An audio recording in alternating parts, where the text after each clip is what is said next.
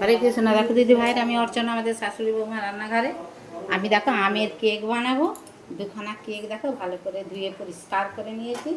এখানে দেখো দুধ জাল দিয়ে ঠান্ডা করে নিয়েছি কালা ভাঁড়। আর আমি একটা আঙুর দুধ নিয়েছি। কেকটা তোমাদেরকে প্রথম থেকে শেষ পর্যন্ত দেখাবো। আমের দিনে আম দিয়ে অনেক কিছু হয়। আমি তবু তোমাদেরকে কিছুটা করে শেয়ার করেছি। আমার যদি এই কেকটা ভালো লাগে, লাইক কমেন্ট শেয়ার করবে, আমাদের চ্যানেলটা সাবস্ক্রাইব করে নেবে, তাহলে নিত্য নতুন রান্না রেসিপি গল্প দেখতে পাবে। ফেসবুক থেকে দেখলে আমাদের চ্যানেলটা ফলো করবে, সকলের সঙ্গে শেয়ার করবে, একটা লাইক দিবে, কমেন্টে লিখবে আমের কেকটা আমার কেমন হয়েছে। দেখতে দেখতে তোমরা লাইক দাও, কমেন্টে লিখো, তাহলে আমাদের ধন্যবাদ জানাতে সুবিধে হবে। আমি আমটা কেটে মিক্সির জারে ঘুরিয়ে তোমাদেরকে দেখাবো। দেখো দিদি ভাইরা, আমি আমটা এই দেখো মিহিকে বেটে নিয়েছি, এবার পুরো ননির মতো করে। এবারে একটা 200 গ্রাম সুজি নিয়েছি, এই সুজিটা দিয়ে দেবো।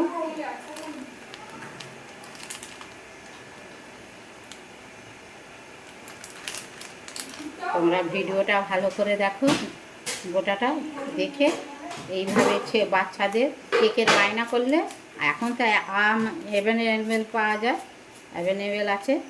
আম দিয়ে এই কেকটা ঘরোয়াভাবে, কোনো ডিম টিম কিছু দিয়ে নিই, দিয়ে করে খেলে হেভি ভালো লাগে, সুন্দর ভালো হবে। দেখো সুজিতে আমি চিনি দিয়ে দিয়েছি 200 গ্রাম। এই চিনিটা দিয়ে মিক্সির জারে ঘুরিয়ে নেব। দেখো দিদি ভাইরা, মিক্সির জারে চিনিটা সুজিটা ঘুরিয়ে নিয়েছি। এবার এটা আমি ঢেলে নেব। দেখো কত সুন্দর মিহি করে হয়েছে। তবে সুজি একদম পাউডারের মতো হবে না, চিনি হবে। এবারে আমি এই আমটা যে করে নিয়েছি, আমটা এতে দিয়ে দেবো। দিয়ে আমটা দিয়ে মাখিয়ে যদি যেইটা কম হবে ওইটা দুধ দেবো। দেখো দিদি ভাইরা, সুজি দিয়ে আম দিয়ে চিনি দিয়ে আমার মাখানো হয়ে গেছে ব্যাটারটা। আমাকে দুধ দিতেই হয় না। এবারে এতে আমি একটু ময়দা দিয়ে দেবো। দেখো একটু সাদা তেল দিয়ে দেবো, আধ কাপের মতো দেবো আমি। পরিমাণ মতো 1 চিমটি নুন দিয়ে দেবো। দিয়ে এইটাকে আবার ভালো করে মেখে তোমাদেরকে দেখাবো। দেখো দিদি ভাইরা, আমার তো লিকুইড দুধটা লাগেই না, যা ব্যাটারটা হয়েছে, আর লিকুইড দুধ লাগবে না। আমি একটা 10 টাকার দুধ এতে ঢেলে দেবো। দিয়ে দেখো একটা বেকিং পাউডার 1 চামচ, একটু কম দিয়ে দেবো।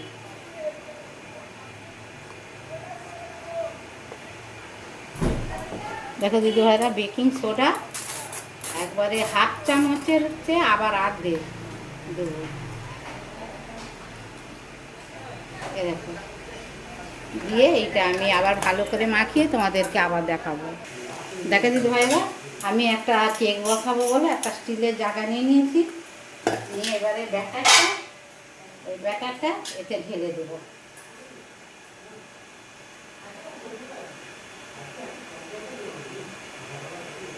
তোমরা এতে ডিম দিয়েও করতে পারো। আমাদের ডিম দিয়ে মানে আঁশ কেকটা তেমন কেউ পছন্দ করে না, ওই জন্য আমি যতবার কেক বানিয়েছি তোমাদের কাছে শেয়ার করেছি, একবার ডিম দিয়ে করেছি, বাদ বাকি সব নিরামিষ কেক করেছি। এবার দেখো আমি একটু ট্যাপ করে নেব।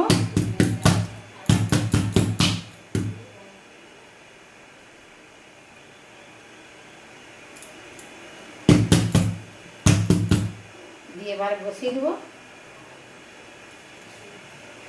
দিয়ে এইটা চাপা দিয়ে দেবো। দিয়ে 30 মিনিট 25 মিনিট পরে দেখাবো। দেখো দিদি ভাইরা, কেকটা আমার আর একটু বাকি আছে। আমি এই যে বাদাম আর ছোট ছোট এলাচকে এ করে কেটে নিয়েছি, নিয়ে ওপর থেকে দিয়ে দেবো।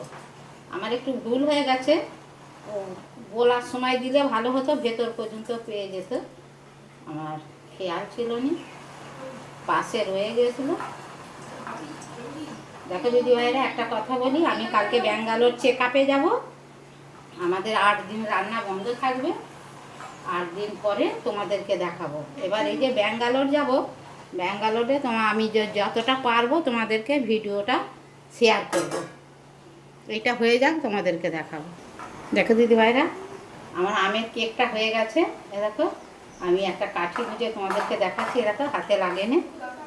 এ দেখো, তার মানে আমের কেকটা আমার হয়ে গেছে।